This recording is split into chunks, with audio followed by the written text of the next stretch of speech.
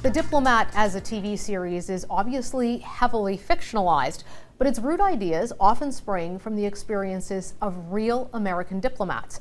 I spoke with Anna Hagen, a writer and associate producer of the show, about that and what it's like behind the scenes. Anna, thanks so much for sitting down with us today to talk about The Diplomat. I'm so excited to be here. You've created this really rich show with characters and plot lines that are exciting to watch and draw people into the world of diplomacy and behind the scenes. I'm curious to know, when you're crafting this show as the person who's writing it and thinking about what you want to portray, what's your goal? Well, first, I have the great honor of writing under the creator, Deborah Kahn, who is a comedic genius and such a thoughtful, smart person. And it's interesting. So I started working with her 5 years ago when she was first developing the project. And she had the idea of doing something about people who are working in an embassy. And it was during the first Trump administration. And we were reading about people like Marie Yovanovitch, people who were leaving their jobs in the Foreign Service or staying in order to be the guardrails for our global alliance system. It was just so moving hearing about what people were doing, this very behind the scenes work that I did not know about before that. And the project emerged from that impulse to tell their stories, and from a first year where we did something like 60 interviews, and we plowed through diplomatic memoirs. And we sort of came to this thing, which is a show that hopefully is a love letter to the diplomats who are behind the scenes, who are very real human people, who spill coffee on themselves, who sweat, whose clothes are held up with a paperclip, but who are at the same time, armed with an iPhone and a stack of business cards and going out trying to end wars. Tell me about how you created the characters in this show, because they're so compelling. Mm-hmm. They're so fun to write. There's a soup of influences, and I think some people will watch it and recognize little bits of Samantha Power or little bits of Richard Holbrooke, different diplomats who we heard about, read about. And then also, of course, it's a little bit of all of the writers in the room. It's a little bit of Carrie Russell and a little bit of Rufus Sewell. They're all informing the characters. Who did you talk to kind of get the personalities down? Because I found it really interesting the way that you'd see the very calm, composed public, and then behind the scenes, the frantic juggling of what the political level wants them to do, what their head of mission wants, the dynamics inside the embassy. And it seemed to reflect really closely, I've heard from a lot of diplomats, what their experience have been. Yes. So what was the process for that? Well, it was really important to have a bunch of interviews at the get-go. And then once we started, we had an incredible suite of advisors, consultants who stayed with us through the project, who were sometimes on set, who read every draft, who we would call up on the phone. And it was a group of people. Some people were former ambassadors, some people were intelligence officers, some people were British, some people were American, trying to sort of shape the world of the show that we were in. One of them, Jonathan Powell, is actually leaving us in December because he has to go be the national security advisor for the UK, which apparently is more important than being an advisor for the TV show. He wrote a book called Talking to Terrorists, and that actually really influenced a speech I wrote in the first season for Hal Weiler's character, where he's talking about the importance of talking to everybody.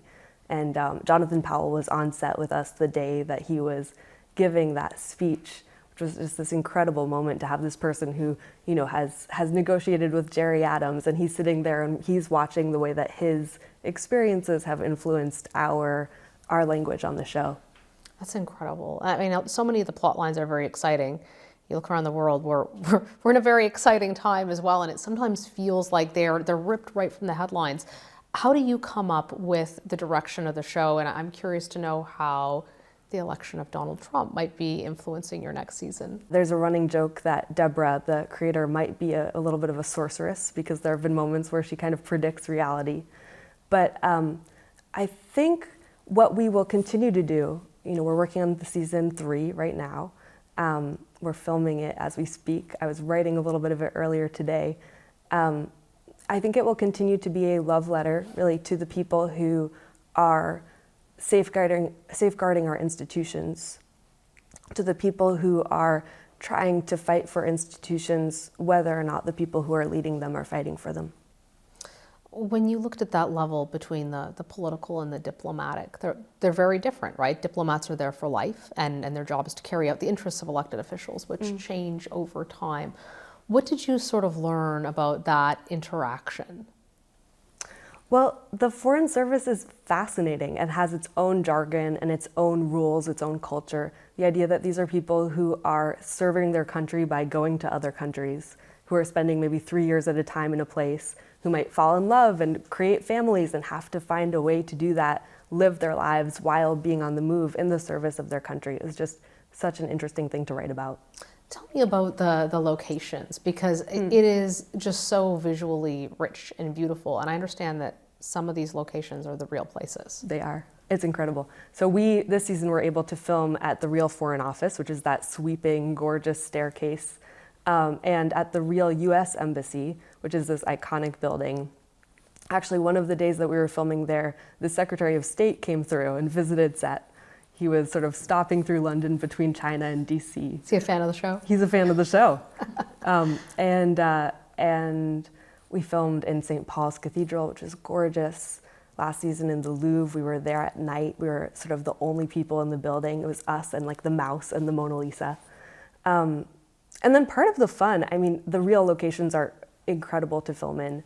And then there's also the movie magic of all of the fake locations. You know, the Scottish component of this is actually 3 different castles. Parts of it, actually, we had to film winter for summer. So July 4th in episode 3, we filmed in December. That must have been chilly. It was chilly. Scotland, it's supposed to be in August, I think, and it's actually filmed in February. And so the art department was literally raking snow off of the lawn, and the actors would be in their kind of summer clothes and kind of do the take, and then the costume department would run in with coats to cover people up. I think some people were sort of sucking on ice cubes so that their breath wouldn't come out white. Wow. Yeah, all the lengths. But Scotland was so fun. It was such a fun part of this season, and I think really changes the season. It lets us get into some of the British politics questions that come up in this more thriller season where we're talking about the call coming from inside the house. But it was also just an incredible place to film. And the whole company went up to Scotland for a few weeks, and we were filming at night. So during the daytime, a few of us started to take little swims in the loch. Oh, wow. Which in February really meant like cold plunge, 30 seconds max. And one time I remember coming out and there was Rory Kinnear, who plays the Prime Minister, and he was in sort of a head to toe wetsuit coming out of the cold water. And another time there was Celia Imrie, who is an incredible national treasure, plays Margaret Roylin in the show, in one of those giant hotel robes, dripping wet, in some tartan brogues that she had worn into the water. She was kind of dripping cold water into the hotel carpets. What's it like to work with Kerry Russell and Allison Janney? Oh my gosh, it's an honor. They're incredible. They're as good as you think they are, and they're as kind of smart and interesting and hardworking and lovely.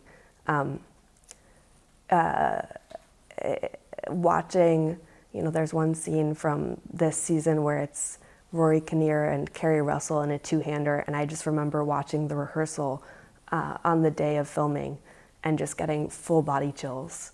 And then Allison Janney is such an exciting addition this season.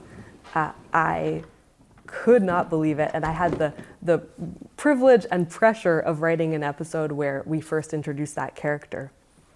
And I remember the day that she was first on set, maybe one of her first days on set, was this one scene I had written that was Kerry and Allison, and they just killed it. It was so exciting to watch the two of them go head to head. Can you talk to me a little bit about how you write the female characters on the show, because I think you have these very powerful women, and you also had that incredible scene where Allison Janney is giving Carrie Russell the wardrobe advice. And they're sort of both exasperated by the fact that they're judged by their appearance, yet they're these very bright, powerful women. And I think you've done such an interesting job of weaving that through the show. Yeah, it's a woman-led show. It's a real matriarchy with Deborah Kahn, with Janice Williams, executive producer, with Carrie. It is a show that reflects, I think, what it's like to be a woman in this world, because it is written and produced and created by women who are dealing with that all the time. I know that I have a dress on right now that is using a safety pin in a very strategic manner. And so, yeah, I think that's part of the idea, is to give these women the sort of superhuman, superpower, super roles that you sometimes see, where they're doing incredible, extraordinary work, and at the same time they're dealing with what it's like to be a woman in this world, and they're dealing with the pressures on appearance, and they're dealing with just trying to get through a day where you might spill on yourself, but you still need to look really good for an interview. Any tips on what to expect in season 3? Ooh, well, we're working on it right now. There's not that much I can say, but it's very exciting. Anna, thank you so much for taking the time to sit down with us today and share the behind the scenes of how you put the show together. Really interesting. Thank you so much for talking. It's been so great.